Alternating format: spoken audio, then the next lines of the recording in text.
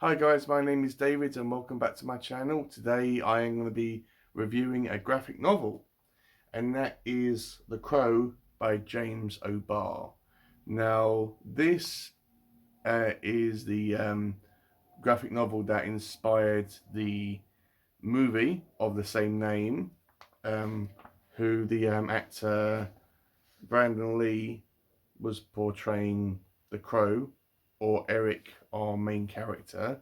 I have seen the first two Crow movies, and which the first one's based on this, and so I was very familiar about the story. I've watched The Crow numerous times. I can't even remember how many times I've rewatched and experienced that movie. So going into this, I was very familiar about the story. And going into this, I was also aware that James kind of channeled some of his um, inner anger and somewhat hatred into the Crow. That's what the whole character was based on, which I will go through later on in this video. And yes, I do know that there is um, a remake based on this movie, as well as there are numerous other sequels and TV shows based on this character. I haven't watched the remake. I'm not planning to, unless it is on Netflix and I'm bored. But I'm not expecting to be watching the remake. After reading this, it kind of cemented the original movie about how faithful an adaptation that was to this. Fair enough, it did change the whole structure of the movie from the graphic novel to the movie, but they both complement each other really, really well.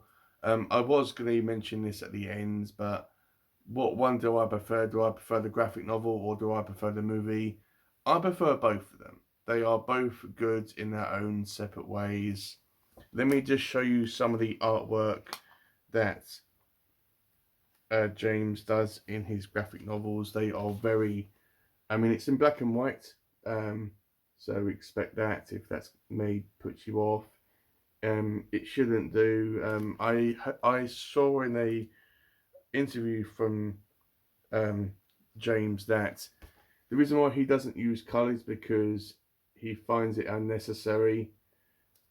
He uses a lot of shading and shadows in his art to portray what he wants. And I suppose if this was in colour, it wouldn't add anything to it. It would probably even subtract to it, because the story is why I was reading this, not if it was in colour or in black and white. And there are some instances where there are dream sequences where Eric is dreaming about his love interest.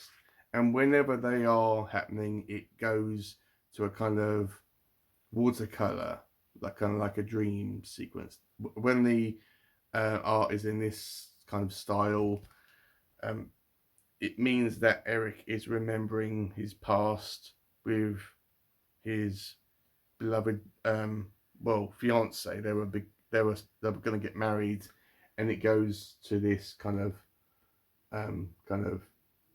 dream sequence in these type of styles.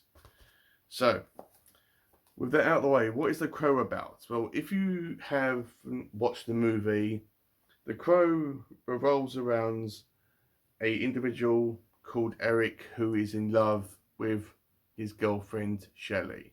Now, in the graphic novel, it kind of drops you right into when Eric is transformed into the Crow, and he is hunting down these individuals that have caused him so much pain and anger, and he wants revenge on what they have done to him. And when the story goes on, we find that we see these kind of flashbacks of when Eric was in love with his girlfriend Shelley, and kind of past experiences and events. There is a Christmas scene in this, and we find out that these two lovebirds were brutally murdered. And I mean, this was done in front of them, and Eric, because he was so affected by this, and because um, he couldn't, his soul couldn't rest. A crow brought his soul and himself back from the dead to avenge what happened to him and Shelley. So the crow in this does actually talk. The crow in the real world is sometimes on his shoulder and always flying around and is always there. But in the dream sequences, the crow does talk to Eric, and he can be a bit of a sarcastic, um, yeah, know-it-all, and he isn't very nice at all to Eric. And Eric is completely consumed with hatred and anger and revenge. This graphic novel is full of I mean, it's completely raw with emotions, with anger, revenge, sadness, and also justice as well. And throughout this whole graphic novel, there are poems that are sprinkled throughout. And if you and Eric is just going from one of these thugs to the next, killing them off one by one until he gets to the leader of this group that was responsible for his death and also Shelley's death. Now, if you've seen the movie, you may be thinking to yourself, well, apart from the order of things, because in the graphic novel we are introduced to Eric as the Crow. The Crow is what Eric is turned into. Now, this is kind of somewhat difficult to explain about what the Crow actually is. This kind of mystical crow kind of embodies powers into Eric, which enables him to basically not be able to get killed. He gets shot, stabbed in this. He cannot die, and he's just embodied with all this anger and hatred all the time, and he just wants to avenge what has happened to him. And this has enabled him to become a somewhat superhero. Think about Batman, because he's always brooding and lurking in the shadows, but Eric does lose touch on reality sometimes, and which results in him becoming very unstable and talking nonsense sometimes, and he does become very mad and insane. So think about how if you had the Joker mixed with Batman, that's pretty much, as far as I could tell, or the impression I got from the Crow in this. There are characters in the movie that were prominent in the movie that are mentioned in this graphic novel, but don't have a a bigger part in the graphic novel than they did in the movie. For example, Ernie Hudson's portrayal as the lead detective. The police are mentioned and brought up in several scenes in this graphic novel, but there isn't one lead detective. They encounter Eric from time to time, and that's it. We don't really get any police presence, as it doesn't really require it in this graphic novel.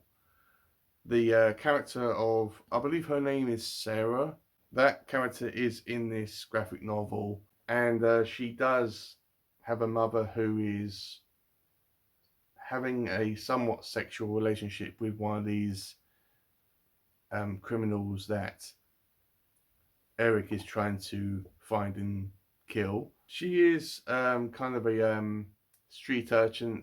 She's sitting on the front porch of her house, and Eric just comes along and sees her. I'm trying to find it, and oh yeah, here it is. And he's just walking along, and she's just sitting down on the steps in front of Abajima House, and Eric sits down with her, and this is a good example about this character and how layered this character is. He's not just about kill, kill, kill, and vengeance and anger and hatred all the time. He does have a gentler side to his character in this. He is very grounded. He is still human, and this is a very human and gentle moment that is one of many in this graphic novel, where he just sits down with this little girl who he sees as in distress. He sees that she's kind of this beacon of positivity that Shelley was for him. And he just sits, he just stops, he just waits and just stops his mission for a brief moment and just sits down with this little girl who he has no idea who she is, but he just sits down and just talks to her and just comforts her and just is there for her. And this is very important because her mother in this isn't there for her. She's just been left to her own devices, and she doesn't have anybody for her. Now, for the character in the movie, she was a friend of both Eric's and Shelley's, and they all knew each other. They were like a group of friends. But in the graphic novel, she's a complete stranger to Eric and Shelley. Eric mentions Shelley to this little girl, and she has no idea who they both are. You could kind of have an argument saying, oh well, Eric has all this face paint on him, and he looks completely different than what he was when he was human, and maybe she couldn't recognize him. Okay, fair enough, but this girl has no idea who Eric or Shelley were. Now, there's a really good scene in this where they're both still sitting down on these steps, that Eric goes and finds the ring that one of these individuals took from his dead fiancée Shelley, and he goes and finds it. But when he's sitting with this girl, he gives this girl Shelley's wedding ring. He puts it on a chain for her, and he gives it to her. And this is a real unique scene, as it kind of portrays Eric at a turning point where he's kind of letting go of the past and accepting what's happened to him and Shelley, and he's kind of seen something in this girl that he thinks that, or he believes rather, that Shelley would like this girl to have this ring, this kind of symbol of their love in this somewhat corrupt location.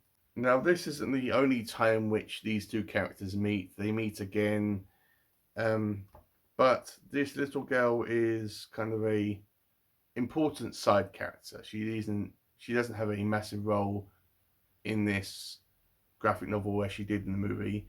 And for the cat lovers amongst you, you may be thinking to yourself, does Gabriel make an appearance in this? And yes, the white cat is in this book, so no worries there. Now, as I mentioned at the start, this is a very important character to James, as I seen in interviews where he was talking about how he was a very negative thinking person. He was a very negative thinking person. He was very dark and moody, and he couldn't connect with anyone. And one day he came across this woman who, apologies, I can't remember her name, came into his life, and she was the complete opposite of what James was. She was very positive and kind of this beaming light in his life. And like Eric and Shelley, they were planning to get married. That was something that was definitely on the cards for both of them. But one day, one tragic day, James's fiance got killed by a drunk driver. Now, this left James completely destroyed, as you can possibly imagine. And don't quote me on this, but I believe the guy that was responsible for this event was either apprehended by law enforcement or was killed. So this kind of left a kind of a dark void and emptiness for James, who I want to make it clear is the author of this. Now, because James couldn't kind of avenge the death of his loved one, he created this character, the Crow, and basically made this whole thing as as a way for him to deal with this loss.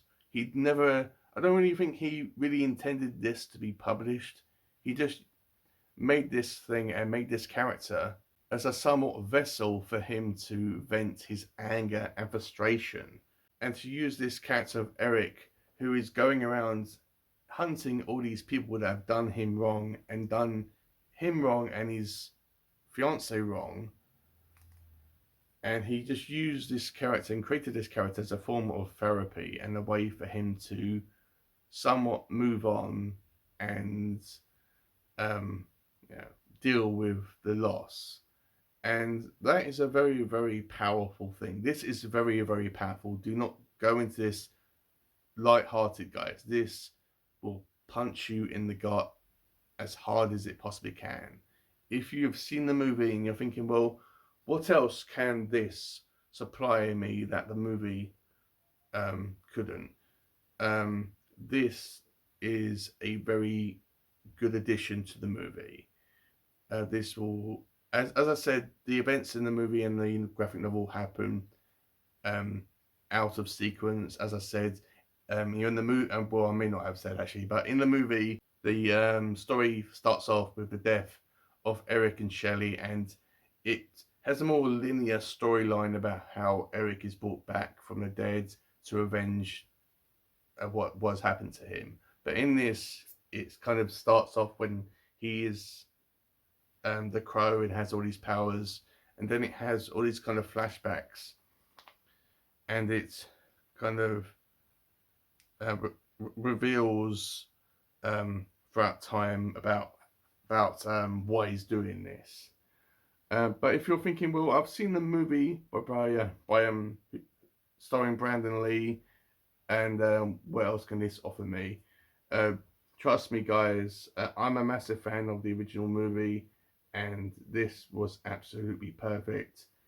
This is a extension.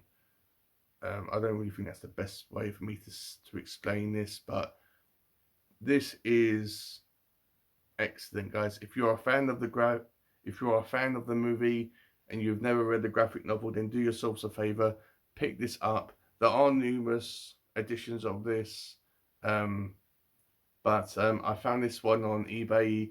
It is very, well, a bit tattered and worn, but it just adds to its charm, and it was very cheap, and I just thought I would read it and experience it, because it's something that I've wanted to read for quite a while now. And yeah, it was very emotional, especially if you are maybe dealing with the death of a loved one, or if you have all this